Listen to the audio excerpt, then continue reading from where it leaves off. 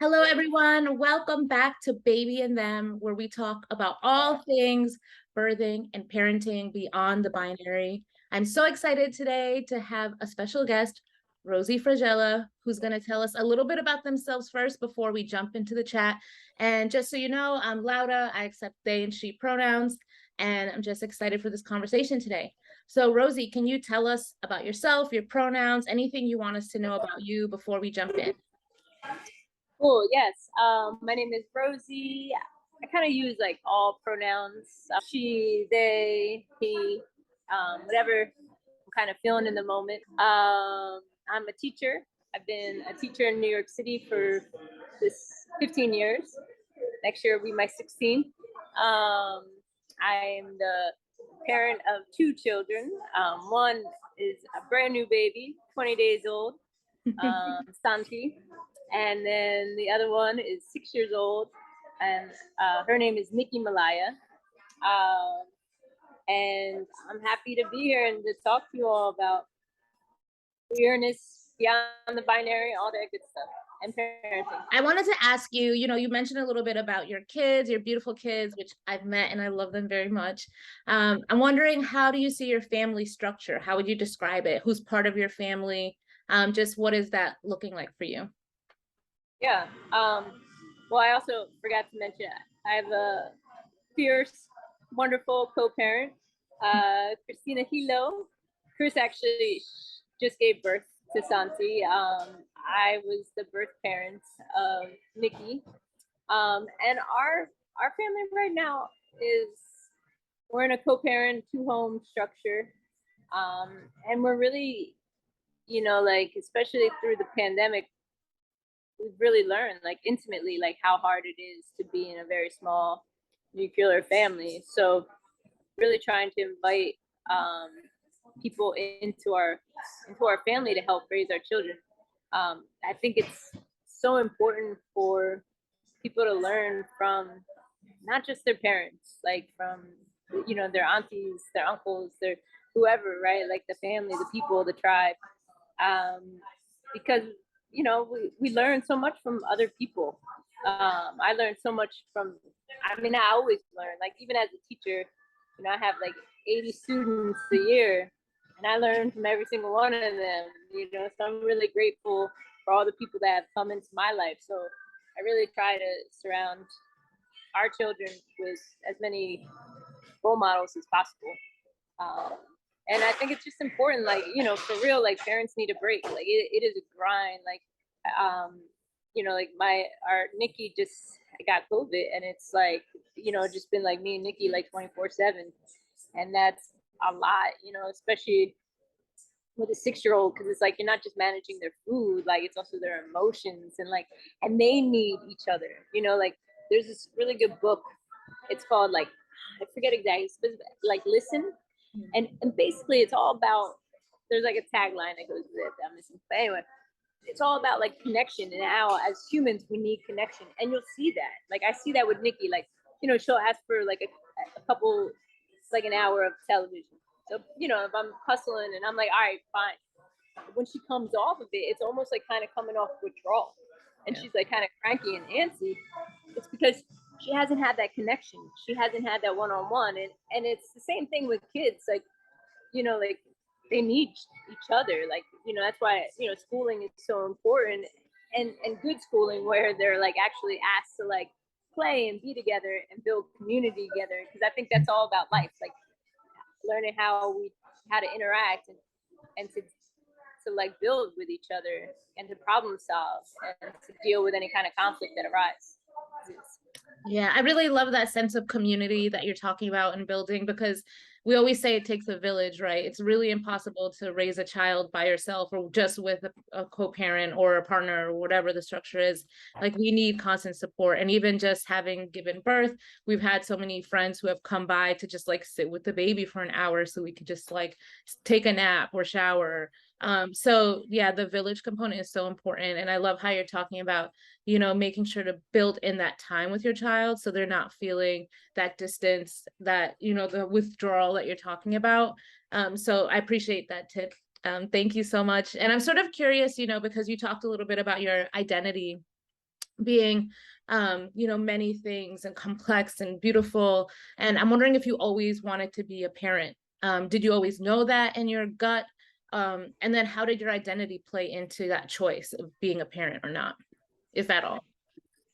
Yeah, like, to be honest, I never really thought I was going to be a parent. I think for a long time, especially as like a queer youth and as a trans person, I didn't really see my future. Like, like I'm 43, so I was born in 1979, so like when I came out, it was like 96, well, I knew actually when I came out, it was like 1985, 1984, because I came out to my mom when I was about 5 years old. And I told her straight up, I was like, Mom, I think there's something wrong with me. I like girls. And then I forgot about that, and I kind of suppressed it until I was about 18, 17. But anyway, so in that time period, like I didn't know anyone else that was like gay. There was no elders, there was no path, right? It was just like darkness, right? So I didn't really think it was possible. I didn't even think I could grow old. I didn't know what it meant to be a queer person and to age, right? And I feel like a lot of my friends also had that kind of sentiment. Like we were just kind of like got into the party scene and kind of like just lived for the moment, right? And like trying to suppress like all the pain that we were feeling.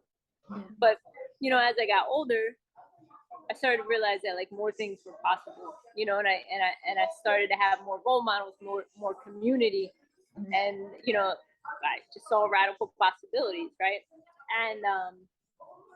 And I think also like I struggled so long with my body and like being a woman, like I just didn't feel like it, and I'm so angry about it. Like I felt like someone played this like messed up trick on me and like threw me in the wrong body just to like torture my soul, like. So there was like this part of me that was like, okay, well, one of the most beautiful, not the only, right, one beautiful thing you can do as a woman is give birth and to hold and create another life. And to me, that seemed like the most incredible thing. That there came a point in my life, like in my 30s, where it's like, I want to do that. Actually, and I kind of came to a point where I was like, I'm gonna make this happen,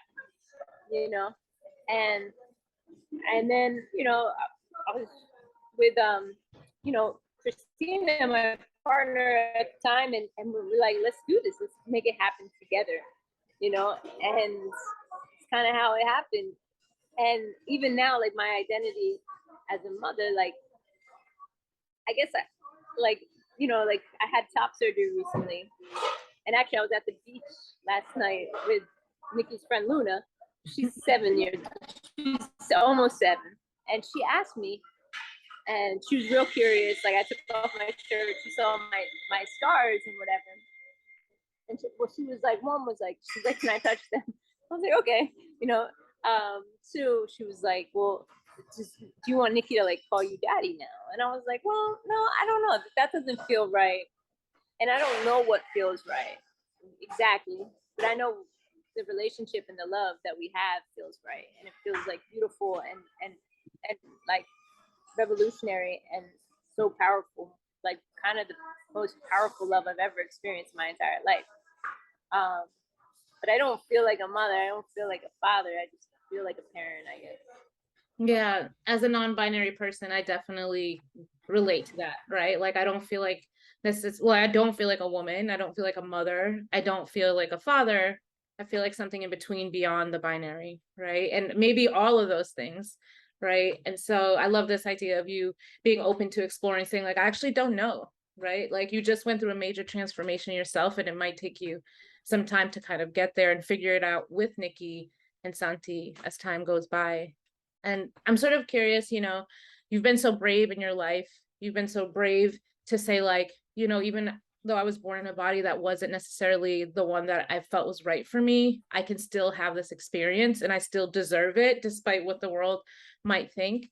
So I'm curious, what were you most excited about in becoming a parent?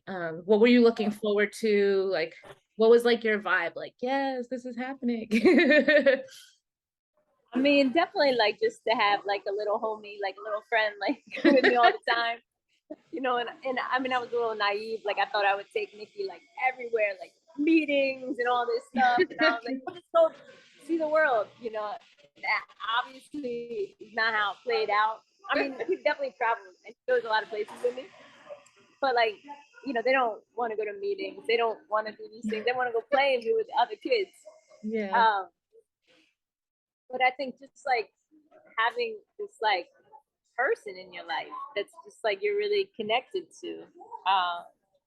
So I think that was really, you know, just someone that you know you're gonna grow old with, that you can learn together and be with. Yeah, it's family, right? Yeah. And so what were some challenges around, you know, starting the process, right? So, you know, that Ariel and I went through it. We all have so many friends who have gone through it, and there's so many different approaches to take to kind of get there. I'm wondering if you feel comfortable sharing, how was that process for you and Chris? What were some challenges, and how did you overcome any challenges? Yeah, I mean, it was kind of interesting, I guess, in the sense where I went and had an appointment at a fertility clinic, and it was funny. The doctor like used this like school analogy because he knew I was a teacher. And he was like, "You got a whole classroom, you know." He's like, "Actually, you got a whole school district." Apparently, I'm very fertile, right? Like I'm actually. I was like, "All right, cool," you know. So he was very happy with my egg situation. And then he was funny. He was like, "Now you just need a teacher." So you know, and then we ended up asking one of Chris's good friends, you know, to support us with finding a teacher. And so he was down, and actually, like, I got pregnant very easily, like like basically like the second IUI, but the first one we were kind of late. Anyway, got pregnant right away, and I was really surprised. I wasn't expecting that. And actually had like a very easy pregnancy. So it wasn't very challenging. I mean, it was weird kind of being pregnant. And so it was a little challenging, like having people take care of me, right? So like when people would give up their seats on the subway for me and stuff like that, that felt a little weird. But it was really, it was a really beautiful experience. And even like breastfeeding, I don't know, it was so incredible. Just this idea that like I'm sustaining a life. Yeah. And I'm just like blown away by the human body and all the different purposes. Like everything is meant to be, you know, like whatever created us, it was like on point. Yeah. So yeah, basically like for you, the experience is pretty seamless. Like, how was it navigating the hospital situation? And in general, would you mind sharing your birth journey? Like, how was it, you know, delivering? What was that process for you? Yeah, I mean, that is where things got like a little bit hard. um, you know, I was also like very concerned about like I was like, I don't know how I'm gonna get something this large out of me, you know. On a side note, not to get too personal, but there definitely was something around being like a masculine person and not having a lot of hetero sex, to be honest. There was a lot of penetrative sex, and I was like, well, maybe I'm not big enough. Maybe, you know, these were things that like I worried about. I know, I thought about you know, that too. Like, do I need to stretch? Like, yeah, like no, I thought about, and people actually said stuff to me about it, you know, and I was already thinking it. And also, like, I do have this question. I think that people should research it. Maybe I'm wrong, but I've noticed that a lot of my like queer friends who have babies end up getting induced, and I wonder if it's because we don't have access to like semen to help get the like process starting, because that's like a natural like an effacer. I don't know what you call it. Exactly. But yeah, so I've wondered about that because I had to get induced. So what happened for me was that I was going to go to the birthing center, you know, like I wanted to have this like natural birth that like, you know, like was like a badge of honor that like, you know, and I watched The Business of Being Born, you know, I knew Ricky Lake taught me. I knew the hustle. Not Ricky Lake. I was like, no, I got it. You know, I want to have like I had friends that had home births, like, you know, natural. I don't know drugs. But you know, and then I went to the birthing center who like hyped it up, and then I was late. You know, I was 41 weeks in a day, and I went to an ultrasound, and they were like, your fluid's low, you need to go to the hospital. And I was like, what? And I called the birthing center, and they were like, yeah. I was like, wait, can I at least see you? Like, are you at least gonna see me face to face? And they just like kind of dismissed me. So I ended up switching practices. I called my doula, and my doula knew like another doctor that delivered at Methodist who was pretty good. And I actually went to a whole nother practice the day of my induction. Good for you. I'm proud of you for advocating for yourself. Yeah. So so anyway, when, I got to the hospital, I was like 0 effaced, 0 dilated. I was like fully shut. So we started from like 0. And I ended up having like 24 hours of like labor, and I kind of got stuck. I got like at 6 centimeters, and what happened was like also like throughout that, like maybe like 16 hours, 12 hours in, I got like an epidural, so then I couldn't move, and the position of the baby. So Niki was sunny side up, and she kind of was like to the side, so she kind of got stuck into like this corner of my pelvis, and she just we just couldn't get her out. If they had like caught it and I wasn't like bedridden, yeah. But like at Methodist, you're bedridden anyway. You have to wear like all this stuff. Like once you get to the hospital, it's just like we know.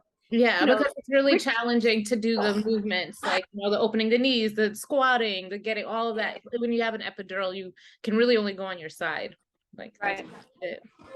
And then even before that, with all the monitoring, when they induce you, they make you wear, and they don't let you take off the monitor, the heart monitor, IV, everything. Yeah. So then like after laboring for like 24 hours, I had to get a C-section. And it was hard. Well, good for you for 24 hours. You gotta clap. Thank you. That's amazing. Right. And actually the epidural like didn't take. It took too well, and it migrated or something. So they had to take it back off me. And they like messed it up. I don't know exactly what happened. But basically they gave me too much. I couldn't even lift my legs. I was like, wait, I was like, this is great. First of all, thank you. And then I was like, but how do I push if I can't move my legs? And they're like, you can't like wiggle your toes? And I was like, no. And they're like, they gave you too much. Yeah, because when I got induced, I had epidural, and no shame in that, because having an epidural is still, you're still in there feeling, giving birth, like doing all the things, right? I could definitely feel my legs, and I could definitely even feel the contractions. They were just like mild, right? So I knew when to push. So the fact that you couldn't feel your toes, I feel so bad. I was like straight up paralyzed. So then they had to take it away because something happened. I don't know.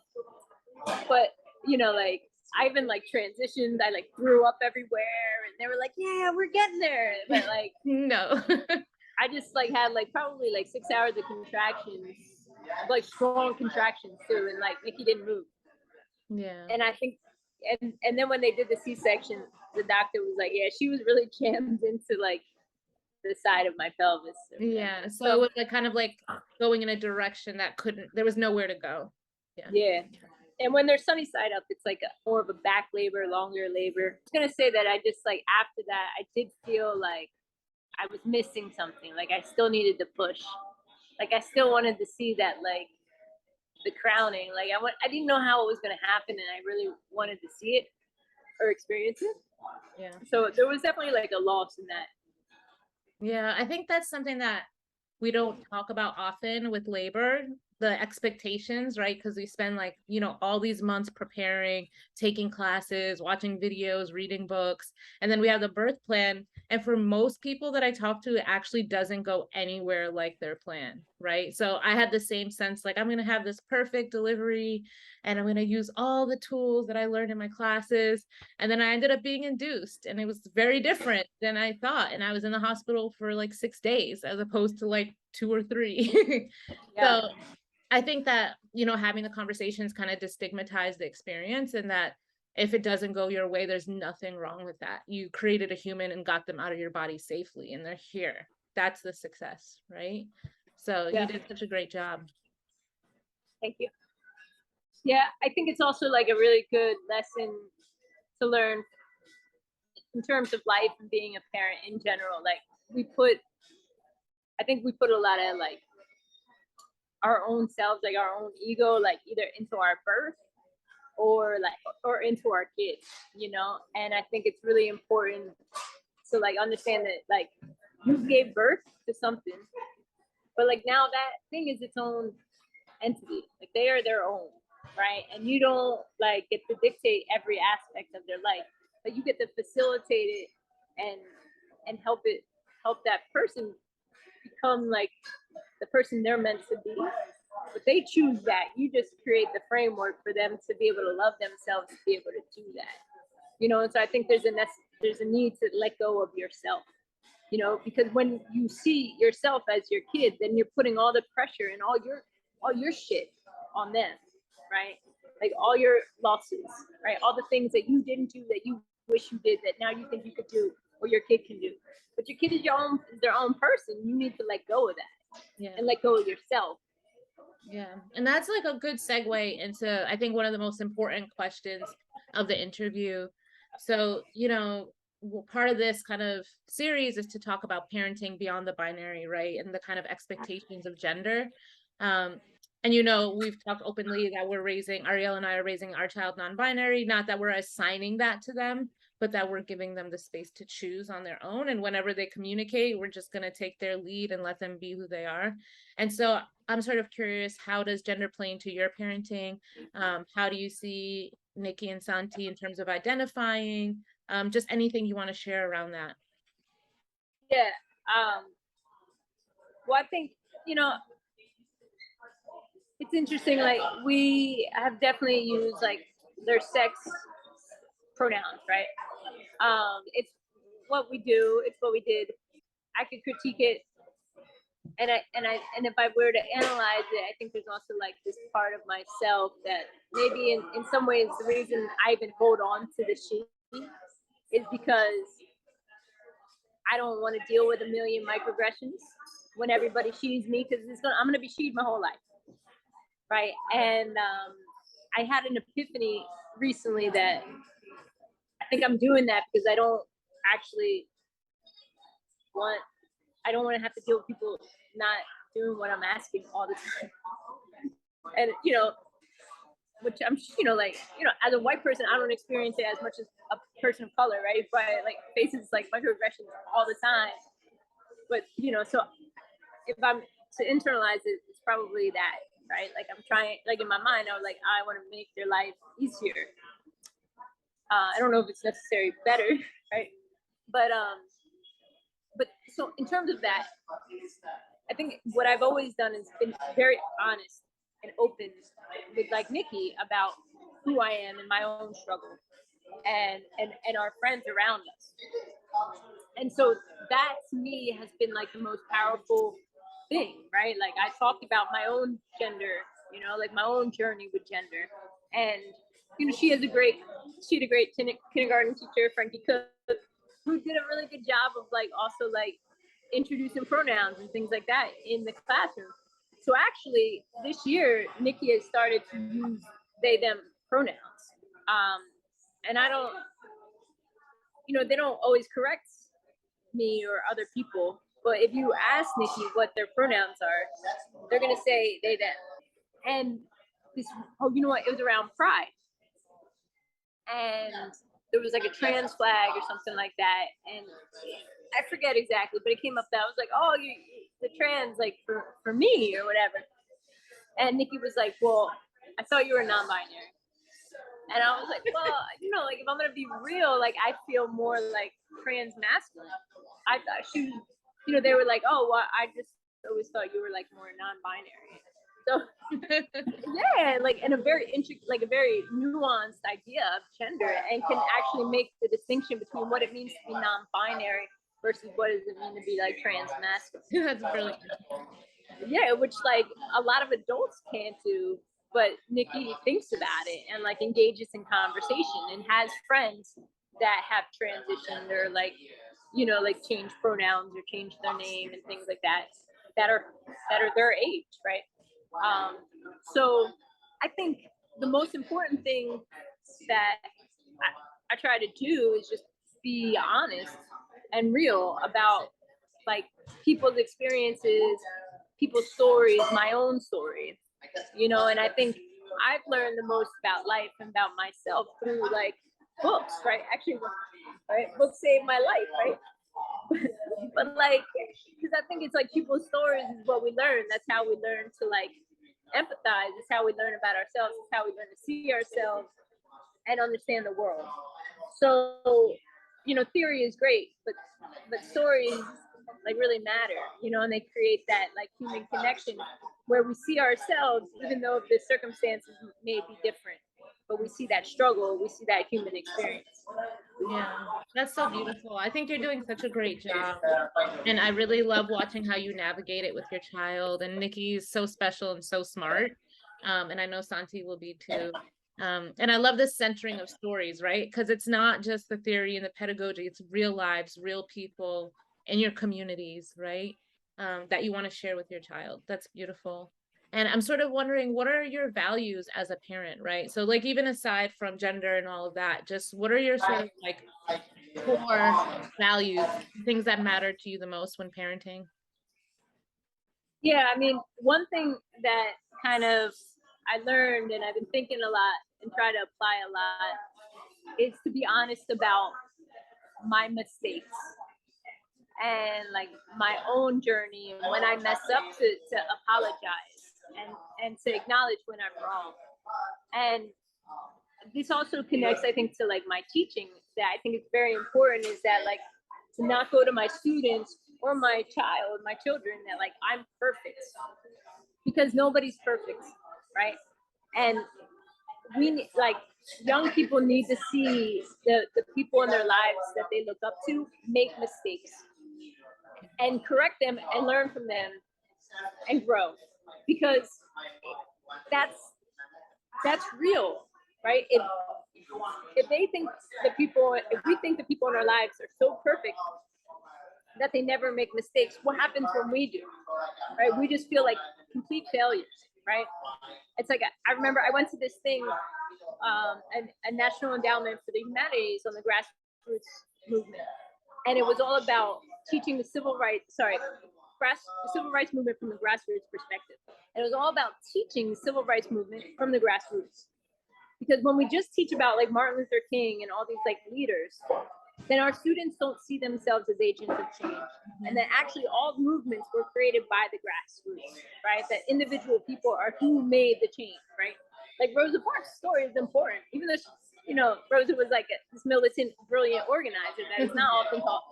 But it's very important that we see ourselves in the stories and that we can actually make mistakes and learn from them and grow, or that we can make changes in society. And so there's like, I forget where I learned this, but maybe Dr. Becky or something, but like about, you know, like you should mess up tying your shoe. That like, you know, like your kid is like doing all these things for the first time and it's so hard for them. And then they see you do everything so easily, like pour a cup, right? Pour a drink, or like tie your shoe and like put on a jacket, you know? And so then when they can't do it right away, they get frustrated. And they're like, why can't I just be like you? You can do everything. So it's important for our kids to see us struggle with things. Or like even your relationships, like our relationships are not perfect. You know, no one's relationship is perfect. We're gonna fight. And we're actually wrong for not fighting in front of our kids. Like it's okay, like to a degree, right? Yeah. But like it's okay to fight in front of your kids, as long as they also get to see you talk about it and make up. Yeah, the resolution, right? Because they learn that skill of conflict resolution. Right, and to not just avoid it, right? Yeah. Because conflict's inevitable. We need to learn how to like deal with our conflicts.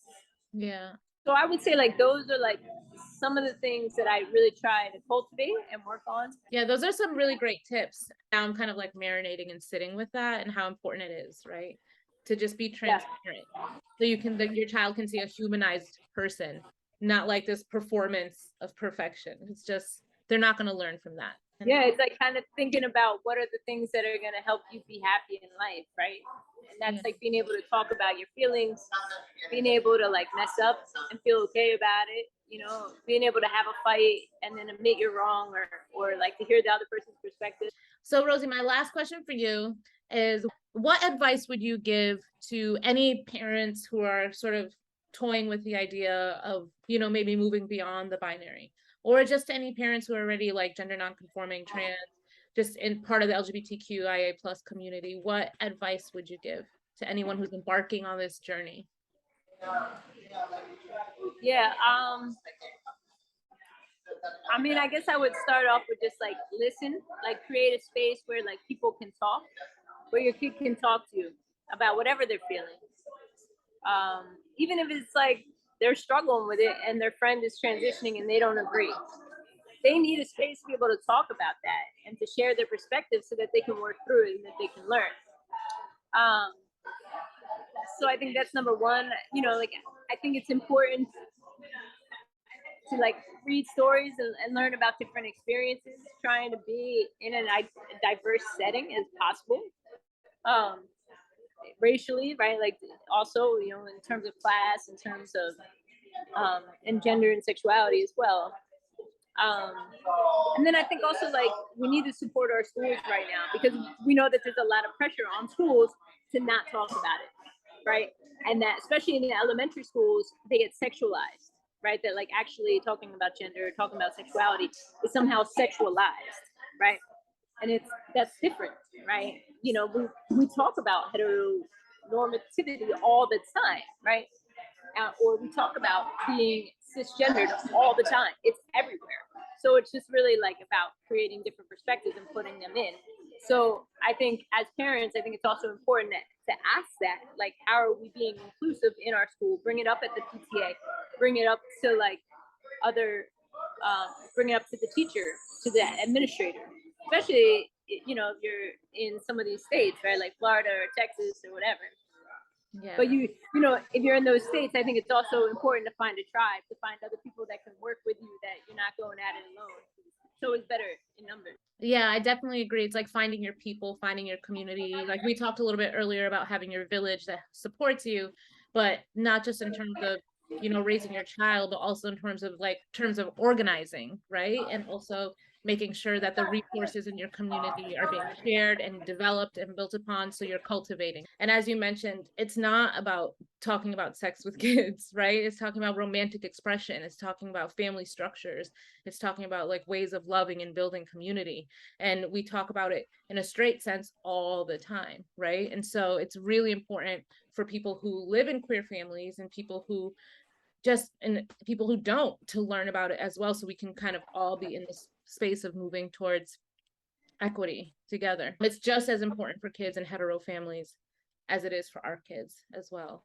And so I guess just to wrap up, I'm so thankful that you made the time to talk with us today. It's been so insightful to hear your perspectives. I'm wondering if there's any last thoughts you want to leave us with. Just lead with love. You know, we're all human. And this is like a really hard thing to do, right? Like to be a parent, to like be a teacher, to be a mentor. It's not easy, right? Yeah. So just one, like just lead with love, like be patient with yourself. And like, it's okay, you're gonna mess up. Like just accept it. And I think it's okay to mess up. Just, you know, like admit you messed up when you do it, and like, and learn from it and go from there. Yeah.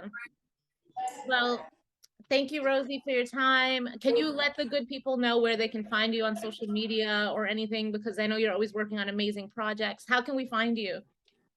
Well, you can find me at Rosie Frascella. I have Instagram. I also have Facebook. You could also find me at rosie@nightcore.org. That might be the easiest one. I'm also part of the New York Collective of Radical Educators. That's Nightcore. But yeah, so I'm around. Oh, thank you so much, Rosie, for your time today. We appreciate you and we love your parenting. Thanks for modeling for all of us. All right, thank you. Kiss Baldwin for me, okay? Okay, I will. All right. Bye. Bye.